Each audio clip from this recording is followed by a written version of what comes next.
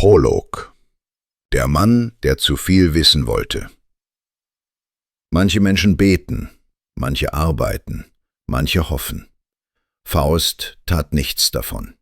Er las, nicht aus Freude, nicht aus Neugier, sondern aus Verachtung. Denn alles, was er las, versprach Antworten und hielt sie nicht. Die Bücher stapelten sich in seinem Zimmer wie Zeugen eines Prozesses, den die Welt verloren hatte. Theologie, Philosophie, Medizin, Astronomie, alles, was Menschen Wissen nannten, war für ihn nur eine andere Form von Schweigen. Denn je mehr Faust verstand, desto klarer wurde ihm, dass niemand wusste, warum. Warum der Gerechte leidet, warum der Dumme belohnt wird, warum Gott schweigt, wenn man ihn am dringendsten braucht. Faust war kein Sünder im üblichen Sinn. Er trank nicht maßlos, er mordete nicht, er verspottete niemanden laut. Sein Hochmut war leiser. Er bestand darin, dass er überzeugt war, es müsse mehr geben als das, was Menschen ertragen konnten, und dass er derjenige sei, der es finden dürfe. In den Städten flüsterte man über ihn, man nannte ihn Gelehrten, man nannte ihn Ketzer, man nannte ihn gefährlich. Faust hörte das gern, denn Gleichgültigkeit hätte ihn mehr gekränkt. Nachts saß er oft am Fenster, nicht um zu beten, sondern um den Himmel zu beobachten. Die Sterne schienen ihm wie ein Code, den Gott absichtlich unlesbar gelassen hatte. Und jedes Mal, wenn Faust glaubte, ein Muster zu erkennen, zerfiel es wieder. So entsteht Verzweiflung, nicht aus Leid, sondern aus Einsicht. Und in jener Nacht, die in keiner Chronik einen Namen trägt, tat Faust etwas, das kein frommer Mensch je getan hätte. Er hörte auf zu fragen, ob er etwas tun dürfe, und fragte nur noch, wie. Die Beschwörung, so wird später geschrieben, war kein wilder Akt, kein Blut, kein Geschrei, nur Kreide auf Stein, Symbole sauber gezogen, ein Raum, der vorbereitet war, als erwarte man einen Gast. Faust glaubte nicht an den Teufel, wie Kinder an Monster glauben. Er glaubte an Konsequenz. Wenn es eine Ordnung gab, musste es auch einen Verwalter geben. Wenn es Grenzen gab, musste jemand sie bewachen. Und wer Grenzen bewacht, kennt auch die Wege hindurch. Als der Wind auffrischte, war Faust nicht überrascht. Als die Kerzen flackerten, nicht erschrocken. Und als schließlich jemand im Raum war, der vorher nicht dagewesen war, stand Faust ruhig auf. Der Mann, wenn man ihn so nennen will, sah nicht aus wie in den Predigten. Kein Feuer, kein Gestank, kein Zorn.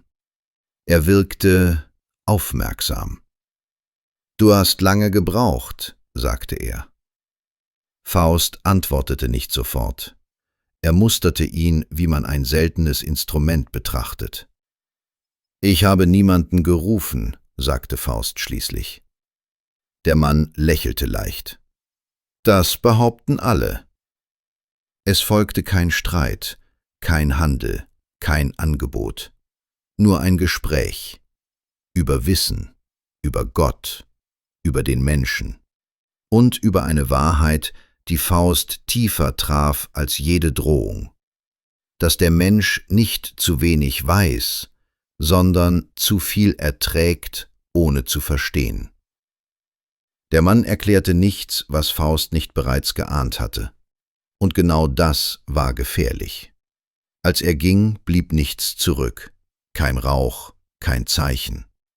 Nur ein Gedanke, der sich festgesetzt hatte, dass es möglich sei, alles zu wissen, wenn man bereit war, alles andere dafür aufzugeben. Faust schlief in dieser Nacht nicht, denn zum ersten Mal seit vielen Jahren hatte er nicht das Gefühl, allein zu sein mit seinen Fragen.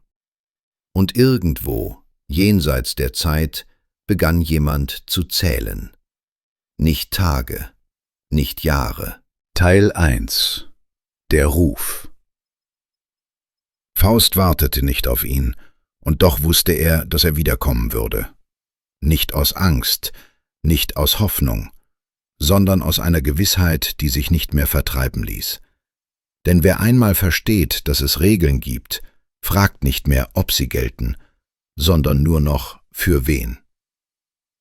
Die Tage danach verliefen gewöhnlich, zu gewöhnlich. Faust lehrte, Faust schrieb, Faust stritt mit Gelehrten, die ihn bewunderten und fürchteten zugleich. Doch jede Antwort, die er gab, klang für ihn selbst hohl, wie eine Kopie von etwas, das er einmal geglaubt hatte. In der 3. Nacht kehrte der Mann zurück, nicht durch eine Tür, nicht durch ein Zeichen.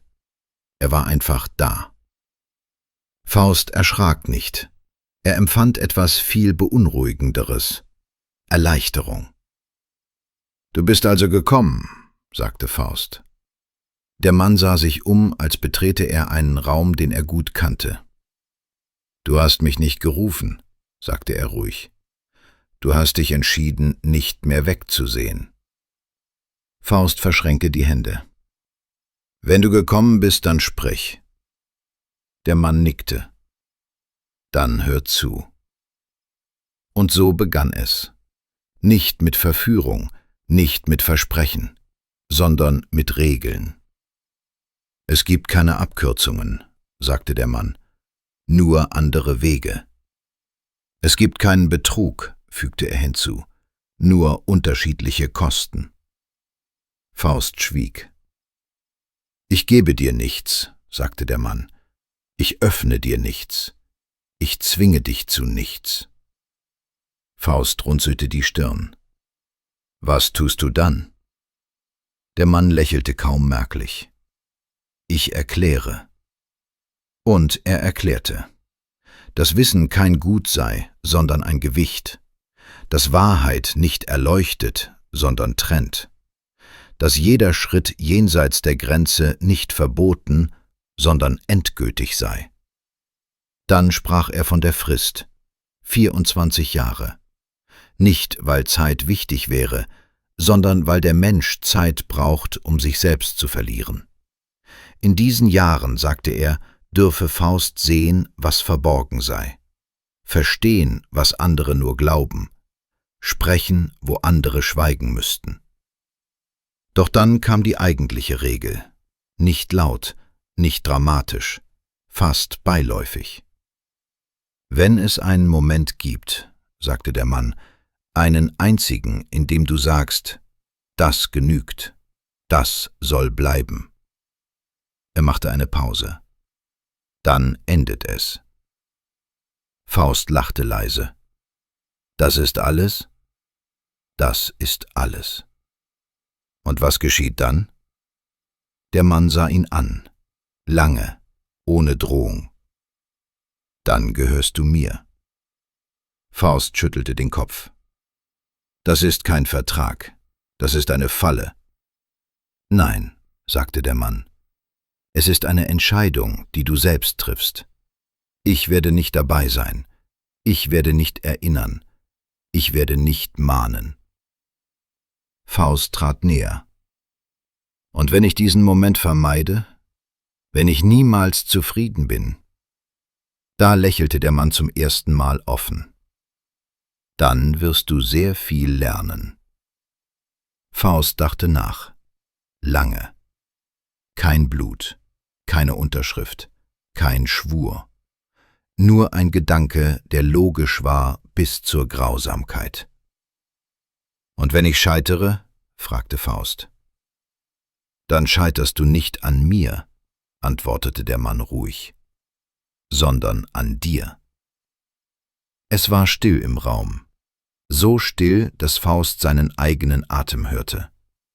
Er erkannte etwas, das ihn gleichzeitig beruhigte und beunruhigte, dass diese Regeln fair waren, kein Zwang, keine Lüge, keine Hintertür, nur die unausgesprochene Wahrheit, dass der Mensch sich selbst am besten täuscht, wenn man ihn freilässt. »Ich will es«, sagte Faust schließlich. Der Mann nickte. Natürlich. Wann beginnt es? Es hat bereits begonnen. Als der Mann ging, blieb Faust allein zurück. Doch der Raum fühlte sich verändert an. Nicht größer, nicht dunkler, nur endgültiger. Denn Faust wusste nun etwas, das er nie wieder vergessen konnte. Dass es nicht der Teufel ist, der den Menschen verführt, sondern die Hoffnung, klüger zu sein als die eigenen Grenzen. Und irgendwo, ohne Uhr, ohne Zeugen, begann jemand zu zählen. Nicht die Jahre, sondern die Augenblicke, in denen Faust hätte aufstehen können und es nicht tat. Teil 2: Das verbotene Wissen. Wissen kommt nicht wie ein Schlag, es kommt wie ein Riss, leise, unauffällig. Und erst, wenn man zurückblickt, merkt man, dass etwas nicht mehr heil ist. In den ersten Tagen änderte sich nichts. Faust erwachte wie immer. Er lehrte wie immer, er schrieb wie immer. Und doch war alles anders. Nicht, weil er mehr wusste, sondern weil er begann zu verstehen, wo andere nur Worte wiederholten. Fragen, die früher offen blieben, schlossen sich von selbst. Zusammenhänge, die verborgen waren, lagen plötzlich klar vor ihm, wie ein Mechanismus, der nie geheim gewesen war, nur unbeachtet. Faust sprach mit Gelehrten und hörte ihre Irrtümer, noch ehe sie selbst aussprachen. Er blickte zum Himmel und sah keine Wunder mehr, sondern Ordnung. Keine Gnade, keine Strafe, nur Struktur. Und genau das beunruhigte ihn. Denn wenn alles Struktur war, wo blieb dann der Sinn? In der Stille der Nächte öffnete sich Wissen, das nicht geschrieben stand, nicht als Stimme, nicht als Vision, sondern als Gewissheit. Faust erkannte, dass Gott nicht schwieg, weil er fern war, sondern weil Schweigen Teil der Ordnung war. Er verstand, warum Engel nicht eingreifen, warum Dämonen nicht lügen, warum der Mensch immer zwischen beiden steht und doch allein bleibt. Als der Mann wieder erschien, fragte Faust nicht nach mehr. Er fragte nach Bestätigung. »Ist das wahr?« fragte er. Der Mann nickte. »Du siehst richtig.« »Und warum weiß es sonst niemand?« »Weil Wissen keinen Trost bietet«, antwortete er ruhig. »Die meisten Menschen wollen getröstet werden.« Faust begann anders zu sprechen. Nicht lauter, nicht aggressiver, präziser. Seine Worte schnitten, weil sie nichts erklärten, sondern enthüllten. Priester mieden ihn, nicht aus Angst vor Blasphemie, sondern weil sie spürten, dass ihre Gewissheiten neben ihm klein wirkten. Faust lachte nicht darüber, er registrierte es. Und genau darin lag der erste Verlust. Denn wer nur noch registriert, fühlt nicht mehr. Das Wissen wuchs, nicht grenzenlos, sondern gezielt. Faust verstand, wie Macht entsteht, wie Angst geformt wird, wie Hoffnung verteilt wird, um Gehorsam zu sichern. Er begriff, dass Wahrheit nie herrscht, sie wird verwaltet. Und dass der die Ordnung kennt, nicht herrschen muss, um Einfluss zu haben. Eines Abends fragte Faust, »Warum zeigst du mir das?« Der Mann sah ihn an. »Ich zeige dir nichts«, sagte er. »Du bist nur bereit, es zu sehen.« Faust schwieg lange. »Und der Preis?« fragte er schließlich. Der Mann antwortete nicht sofort. Dann sagte er, »Du wirst aufhören, überrascht zu sein.« Faust hielt das für gering. Er verstand noch nicht, dass Überraschung die letzte Form von Unschuld ist.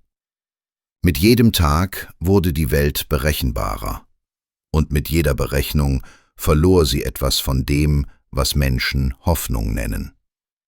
Faust konnte jetzt erklären, warum Kriege beginnen, lange bevor sie geführt werden. warum Menschen glauben, frei zu sein, während sie folgen. Warum manche aufsteigen, nicht wegen ihrer Tugend, sondern wegen ihres Timings.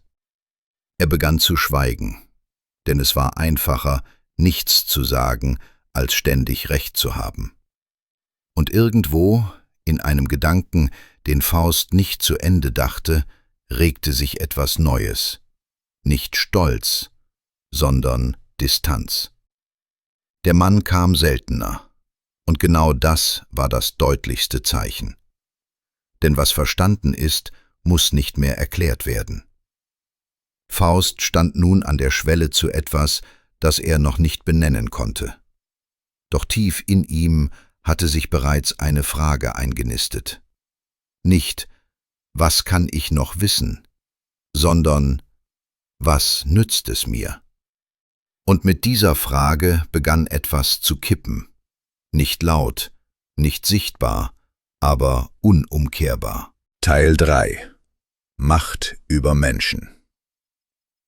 Macht zeigt sich selten dort, wo man sie sucht. Sie schreit nicht, sie droht nicht, sie wartet. Faust suchte keine Herrschaft, er suchte Ordnung.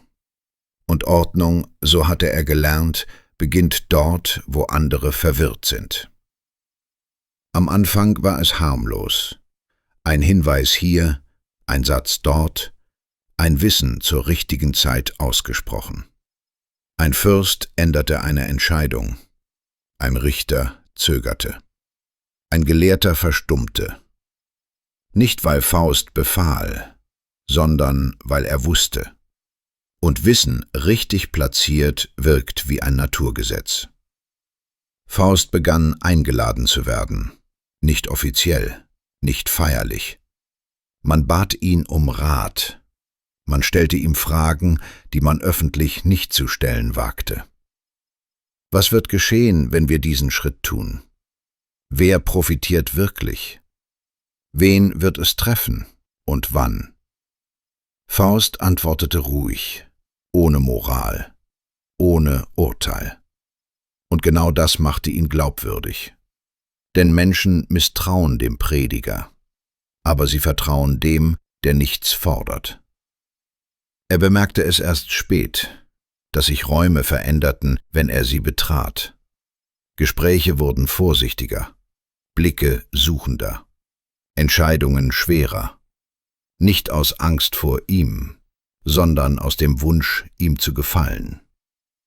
Faust hätte widersprechen können, er hätte Abstand schaffen können, er hätte gehen können.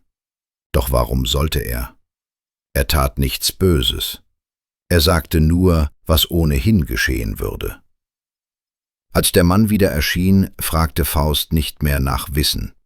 Er fragte, »Warum hören Sie mir zu?« Der Mann antwortete nicht sofort. Dann sagte er, »Weil du keine Hoffnung verkaufst.« »Und was verkaufe ich?« »Gewissheit.« Faust nickte. Er mochte dieses Wort. Denn Gewissheit entlastet. Sie nimmt Verantwortung ab. Wer sicher ist, muss nicht mehr zweifeln. Und wer nicht zweifelt, fragt nicht mehr, ob er richtig handelt.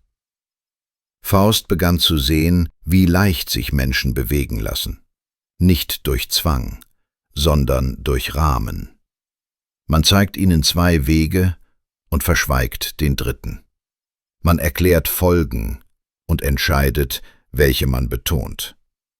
Man spricht von Notwendigkeit und nennt sie Vernunft. Faust nannte es Analyse und glaubte es. Doch langsam, fast unmerklich, verschob sich etwas. Ein junger Gelehrter verlor Ansehen, nachdem Faust beiläufig eine Schwäche erwähnt hatte. Ein Händler ging zugrunde, weil Faust wusste, wann Gerüchte wirken. Ein Mann wurde übergangen, weil Faust schwieg, als er hätte sprechen können. Faust registrierte es, mehr nicht. Denn er hatte gelernt, nicht die Tat zählt, sondern die Kette, die sie auslöst. Und er hatte diese Kette nicht geschmiedet, nur erkannt. Trägst du Schuld, fragte der Mann eines Abends. Faust dachte nach. Dann sagte er: Ich handle nicht, ich erkläre. Der Mann lächelte schwach. Das sagen alle, die Wirkung verwechseln mit Absicht. Faust widersprach nicht, denn tief in ihm war etwas erwacht, das ihm gefiel. Das Gefühl, nicht mehr ausgeliefert zu sein, nicht dem Zufall, nicht der Willkür anderer, nicht der Dummheit der Welt. Er war nicht mächtig, er war vorbereitet. Und Vorbereitung ist die reinste Form von Macht. Die Menschen um ihn herum veränderten sich. Sie fragten weniger, sie vertrauten mehr. Sie baten ihn, Entscheidungen einzuordnen, die sie längst getroffen hatten. Und Faust tat es. Er gab ihnen die Worte, die sie brauchten, um ruhig zu schlafen. Denn nichts beruhigt mehr als das Gefühl, richtig gehandelt zu haben. Der Mann kam nun selten, und wenn er kam, sprach er kaum. Denn Faust hatte gelernt, was wirklich zählt. Nicht Wissen, nicht Wahrheit, sondern Einfluss ohne Sichtbarkeit. Und irgendwo, in einer Rechnung, die Faust nicht aufstellte, aber instinktiv führte, begann ein neuer Gedanke Raum zu gewinnen. Dass Menschen Mittel sind, nicht Ziel, nicht aus Grausamkeit, sondern aus Klarheit. Und mit diesem Gedanken überschritt Faust eine Grenze, die in keinem Buch verzeichnet war. Denn Wissen macht nicht einsam, Macht macht leise. Und Faust war nun sehr still. Teil 4: Reisen und Entfremdung. Die Welt öffnete sich. Faust nicht auf einmal. Sie faltete sich auf, wie eine Karte, deren Linien man erst erkennt, wenn man weiß, wonach man sucht. Er reiste nicht aus Neugier, nicht aus Lust. Er reiste, weil es nun möglich war. Städte unterschieden sich kaum, die Namen wechselten, die Muster blieben. Macht roch überall gleich, Angst klang überall gleich. Hoffnung wurde überall in denselben Dosen verteilt. Faust stand in Palästen und in Hütten. Er hörte Königen zu und Bettlern. Und er erkannte, sie baten um dasselbe. Nicht um Wahrheit, nicht um Gerechtigkeit, sondern um Bestätigung. Dass ihr Leiden Sinn habe, dass ihr Erfolg verdient sei, dass ihre Entscheidungen alternativlos gewesen seien. Faust gab ihnen diese Bestätigung, nicht aus Mitleid, nicht aus Zynismus, aus Effizienz. Denn wer sich bestätigt fühlt, stellt keine weiteren Fragen. Er sah Schlachten, lange bevor sie geschlagen wurden. Nicht mit Visionen, sondern mit Berechnung. Er wusste, wann ein Funke reicht, wann Schweigen gefährlicher ist als ein Befehl, wann Geduld wie Weisheit wirkt und wann wie Schwäche. Menschen bewunderten ihn, doch sie kannten ihn nicht, und Faust begann zu bemerken, dass auch er sie nicht mehr kannte. Gesichter verschwammen, Schicksale wurden austauschbar, Namen blieben selten haften, nicht weil er grausam war, sondern weil Details keinen Nutzen mehr hatten. Der Mann erschien ihm einmal auf einer Reise, nicht nachts, nicht dramatisch, einfach neben ihm, als sie über eine Stadt blickten, die bald brennen würde. »Fühlst du etwas?« fragte der Mann. Faust sah hinab. Er sah Dächer, Straßen, Menschen, die nichts ahnten. »Ich verstehe es«, sagte Faust. Der Mann nickte langsam. »Das ist nicht die Antwort auf meine Frage.« Faust schwieg, denn da war nichts zu fühlen. Keine Freude, kein Schmerz, nur Klarheit, und Klarheit ist still.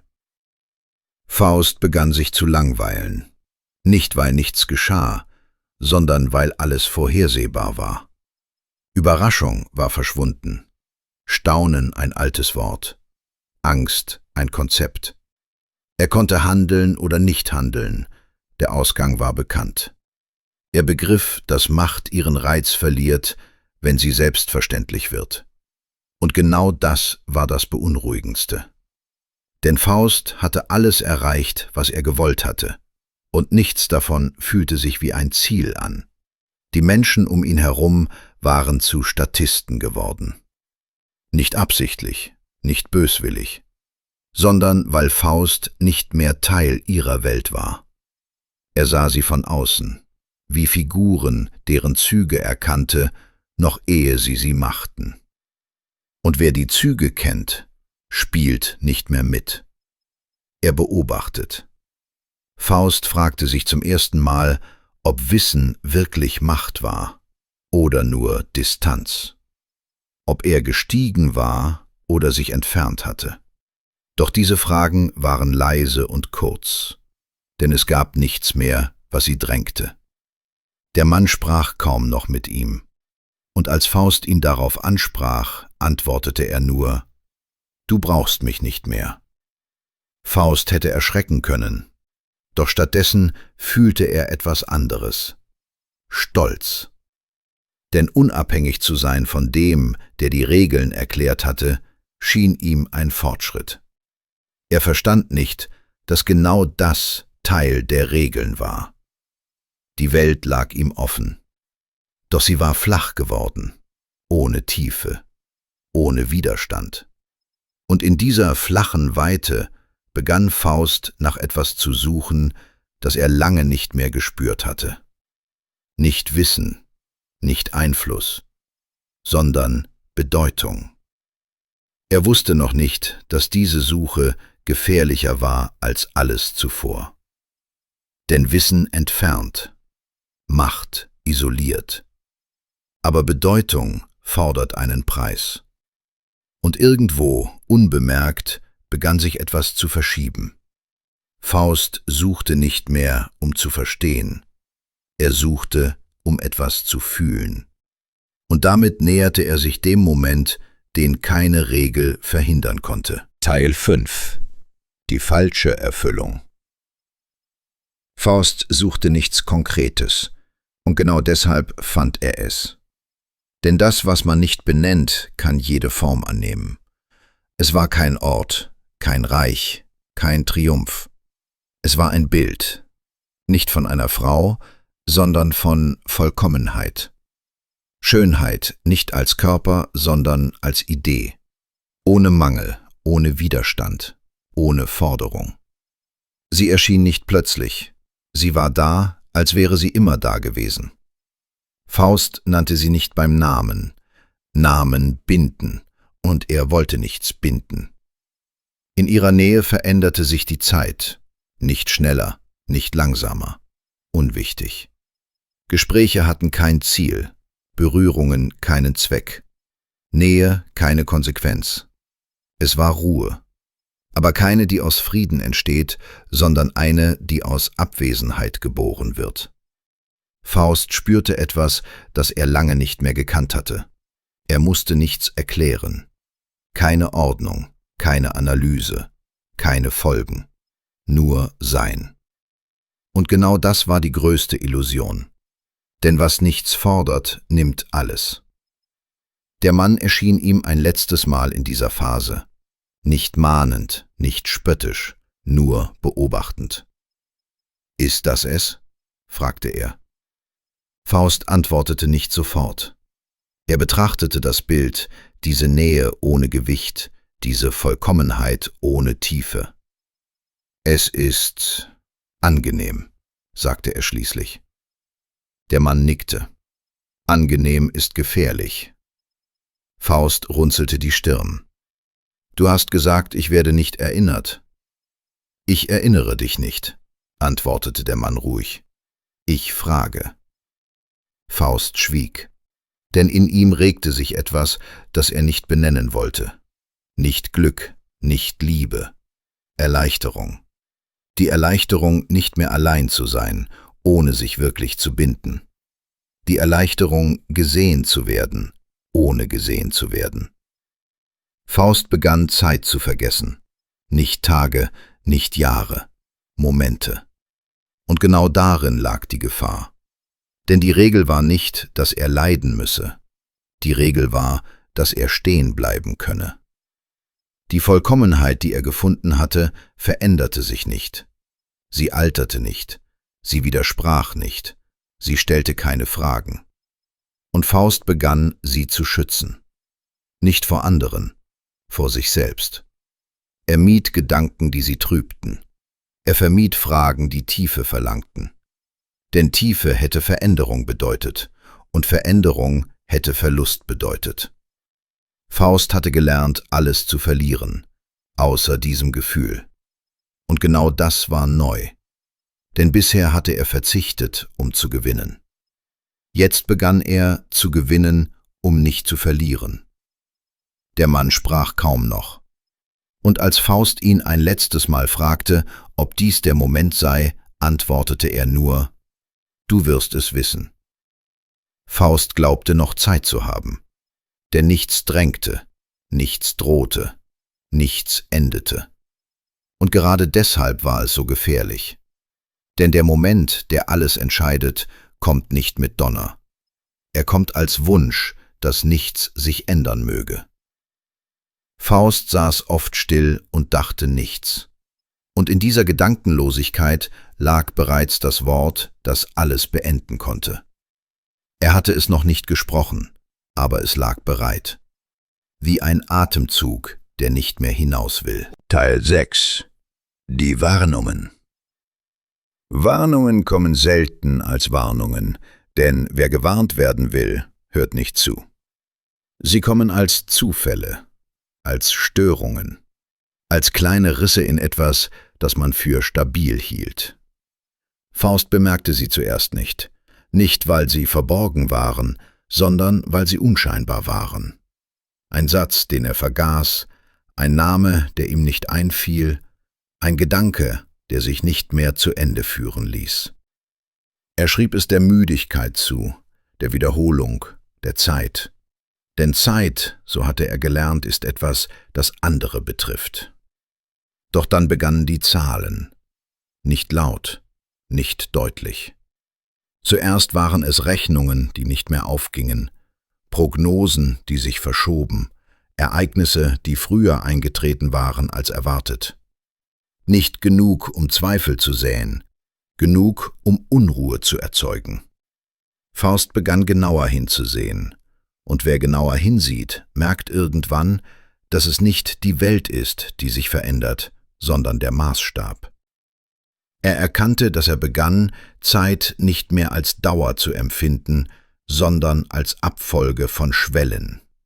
Nicht, was kommt als nächstes, sondern wie viel bleibt noch? Diese Frage stellte er sich nicht bewusst, sie stellte sich selbst. Er bemerkte, dass er seltener reiste, nicht aus Trägheit, sondern aus Vorsicht. Denn Bewegung bringt Veränderung, und Veränderung bringt Risiko. Faust hatte gelernt, dass Stillstand gefährlich sein kann. Aber nun ahnte er, dass Bewegung es ebenfalls war. Der Mann erschien nicht mehr, nicht in Nächten, nicht auf Wegen, nicht in Gedanken. Und dieses Ausbleiben war die deutlichste Warnung. Denn er hatte Faust einst gesagt: »Ich werde nicht mahnen.« Und Faust hatte das für Großzügigkeit gehalten. Nun verstand er langsam, es war Konsequenz. Die Regeln galten weiterhin, unverändert, unbestechlich. Nur der Beobachter war verschwunden. Faust begann sich selbst zu beobachten. Ein gefährliches Unterfangen, denn wer sich selbst betrachtet, sieht selten, was er geworden ist, sondern nur, was er zu sein glaubt. Er fragte sich, wann er zuletzt überrascht worden war. Nicht überrascht von einem Ereignis, sondern von einem Gefühl. Er erinnerte sich nicht. Das beunruhigte ihn mehr als jede Drohung. Denn Überraschung ist das Zeichen, dass man noch Teil der Welt ist. Faust begann Träume zu haben, nicht Bilder, nicht Szenen, Zahlen, Fristen ohne Datum, Räume ohne Türen, Stimmen ohne Worte. Er wachte nicht schweißgebadet auf, er wachte klar auf, zu klar. Denn Klarheit, wenn sie keinen Anlass hat, ist kein Geschenk, sie ist ein Symptom. Er begann Dinge zu ordnen, seine Schriften, seine Notizen, seine Gedanken, nicht um sie zu bewahren, sondern um sie abzuschließen. Dieser Unterschied war ihm nicht bewusst. Er merkte nur, dass er weniger begann und mehr beendete. Faust fragte sich, ob dies Weisheit sei oder Vorbereitung. Er suchte die Nähe anderer Menschen, nicht um sich zu öffnen, sondern um zu prüfen, ob er noch reagieren konnte. Er beobachtete ihre Gesichter, während sie sprachen. Er hörte ihre Sorgen, ihre Hoffnungen, ihre kleinen Siege. Und er stellte fest, er konnte alles nachvollziehen, aber nichts teilen. Mitgefühl war nicht verschwunden, es war nur theoretisch geworden. Faust wusste, wann ein Mensch Trost brauchte. Er wusste, welche Worte helfen würden. Und genau deshalb sprach er sie nicht mehr. Denn Trost, einmal gegeben, bindet. Und Faust wollte sich nicht mehr binden. Nicht an Menschen, nicht an Folgen, nicht an das, was bleiben könnte. Er begann, Orte zu meiden, die Erinnerungen trugen. Nicht aus Schmerz, sondern aus Vorsicht. Denn Erinnerungen haben Gewicht. Und Gewicht kann einen Moment unverhältnismäßig schwer machen. Faust erkannte, dass er begann, alles zu vermeiden, was sich festsetzen könnte. Freude, Trauer, Nähe. Alles, was die Zeit anhalten könnte, selbst für einen Augenblick. Denn tief in ihm war die Regel nicht vergessen. Sie war nur präsent geworden. Nicht als Satz, sondern als Haltung. Bleib nicht stehen. Faust begann schneller zu denken, nicht hektisch, effizient.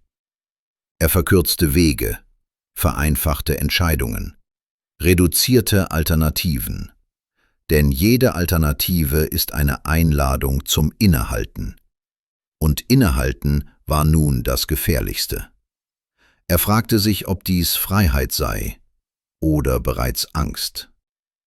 Der Mann erschien ihm eines Nachts im Traum, nicht sichtbar, nicht hörbar, nur als Gewissheit. Faust wusste, dass er da war, und genau das war beunruhigend. Denn er hatte nichts gesagt, keine Warnung, kein Zeichen, nur Anwesenheit. Faust wachte auf und verstand, dass Schweigen die letzte Form der Warnung ist. Denn wer schweigt, hat nichts mehr zu erklären. Faust begann, nach äußeren Zeichen zu suchen, nach Kalendern, nach Zyklen, nach wiederkehrenden Mustern.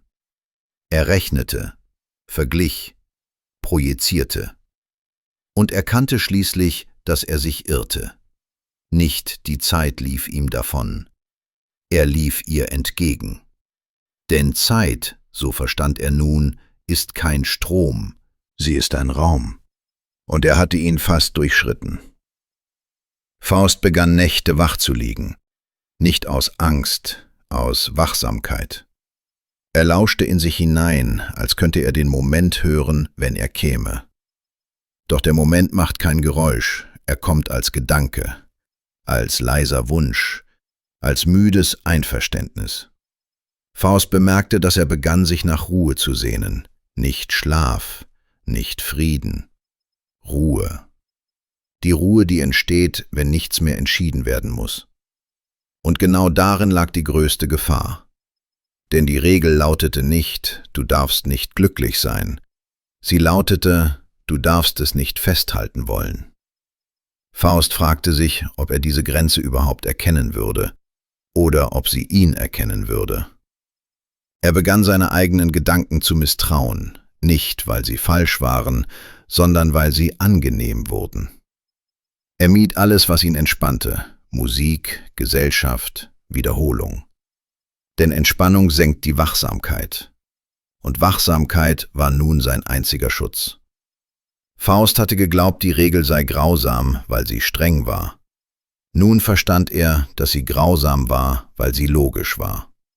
Denn sie verlangte nichts Unmögliches, nur ewige Unruhe. Und der Mensch ist nicht dafür gemacht. Der Mann erschien ihm ein letztes Mal, nicht körperlich, nicht deutlich. Faust spürte ihn, wie man einen Blick spürt, wenn man allein ist. »Wie viel bleibt mir?« fragte Faust. Die Antwort kam nicht als Zahl, sie kam als Gedanke. Mehr als du glaubst, weniger als du brauchst. Faust begriff, nicht vollständig, aber ausreichend. Er verstand, dass Warnungen nicht dazu da sind, um zu retten, sondern um klarzumachen, dass niemand gerettet wird. Die Regel war fair, sie war immer fair gewesen, und genau deshalb war sie unausweichlich. Faust saß oft still und tat nichts, nicht aus Leere, aus Vorsicht. Doch Stillstand, lange genug gehalten, verwandelt sich unweigerlich in Zustimmung. Und Zustimmung braucht nur einen Moment. Faust hatte ihn noch nicht erlebt, aber er wusste nun, er würde ihn nicht erkennen, weil er außergewöhnlich wäre. Er würde ihn erkennen, weil er sich richtig anfühlen würde. Und irgendwo, jenseits von Zeit und Raum, wurde nichts mehr gezählt. Denn was sich seinem Ende nähert, braucht keine Zahlen mehr. Es braucht nur einen einzigen Gedanken. Teil 7. Die letzte Nacht. Die letzte Nacht kündigt sich nicht an. Sie unterscheidet sich nicht von anderen. Faust wusste das. Und doch war alles anders. Nicht im Raum, nicht in der Luft, sondern in ihm. Er saß allein. Kein Buch, kein Schreiben, kein Gedanke, der drängte. Zum ersten Mal seit vielen Jahren musste er nichts mehr verstehen. Und genau das beunruhigte ihn. Die Welt draußen war still, nicht friedlich, nur gleichgültig. Faust dachte an nichts Bestimmtes und merkte, dass dies neu war. Denn sein Leben war Denken gewesen, Ordnen, Abwägen, Vermeiden. Nun war da nur noch ein leiser Zustand. Er versuchte sich zu prüfen, ob Angst da war, ob Hoffnung, ob Erwartung. Doch nichts antwortete. Er erinnerte sich an die Regel, nicht als Satz, sondern als Gefühl, dass es nicht um Zeit ging, nicht um Jahre, nicht um Fristen, sondern um einen Moment, in dem nichts mehr weiter müsste. Faust stand auf, nicht entschlossen, nur mechanisch. Er ging durch den Raum, den er so gut kannte und der ihm plötzlich fremd erschien. Alles war da, und doch war nichts mehr notwendig. Er dachte an Wissen, an Macht, an das, was er gesehen hatte, und erkannte, es hatte ihn nie erfüllt. Aber es hatte ihn beschäftigt, und Beschäftigung hatte lange gereicht, nun nicht mehr. Er setzte sich wieder, langsam. Sein Atem war ruhig, zu ruhig, denn Unruhe wäre ein Zeichen gewesen. Er fragte sich nicht, ob es jetzt geschehe. Er fragte sich nur, ob es noch Sinn hätte, weiterzugehen. Und in diesem Gedanken lag keine Verzweiflung, nur Müdigkeit. Faust schloss die Augen, nicht zum Schlafen, zum Bleiben. Und in diesem Bleiben formte sich der Gedanke, der kein Gedanke war, kein Satz, kein Wunsch, ein Einverständnis, dass nichts mehr fehlen würde, wenn es so bliebe, dass dies genügen könnte. Nicht laut, nicht bewusst, aber wahr. Der Raum veränderte sich nicht, kein Schatten löste sich, kein Schritt war zu hören. Doch Faust wusste, er war nicht mehr allein. Der Mann trat nicht hervor, er musste es nicht. »Das genügt«, sagte niemand, und doch war es gesagt. Faust öffnete die Augen. Es war kein Schrecken da, kein Widerstand, nur Klarheit. Dass der Moment nicht groß gewesen war, nicht schön, nicht schrecklich, nur still und genau deshalb entscheidend. Als der Morgen kam, kam er für andere, nicht mehr für Faust. Denn die letzte Nacht endet nicht mit Dunkelheit, sie endet damit, dass nichts mehr fortgesetzt werden muss. Am nächsten Morgen öffnete niemand die Tür vorsichtig. Man fand sie offen. Das Zimmer war verwüstet, nicht wie nach einem Kampf, nicht wie nach Flucht, sondern als hätte etwas gesucht und schließlich gefunden. Der Tisch war zerborsten, das Holz gespalten, als hätte eine Kraft nicht gezielt, sondern endgültig gehandelt. Bücher lagen aufgerissen am Boden, Seiten zerrissen, nicht verbrannt, nicht gelesen. Regale waren aus der Wand gerissen, Kreidezeichen verschmiert, Kerzen umgestürzt. Und mitten in diesem Raum, der alles verloren hatte, lag Faust. Sein Körper war zerfetzt, nicht verstümmelt, nicht geschändet, zerlegt, als hätte etwas genommen, was längst nicht mehr verteidigt wurde. Sein Gesicht jedoch war ruhig, nicht erlöst, nicht gequält, still. Denn der letzte Moment war kein Schrecken gewesen, er war Zustimmung.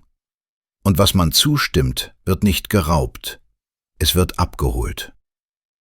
Die Schriften wurden eingesammelt, einige verbrannt, andere vergessen. Was man nicht verstand, wollte man nicht bewahren.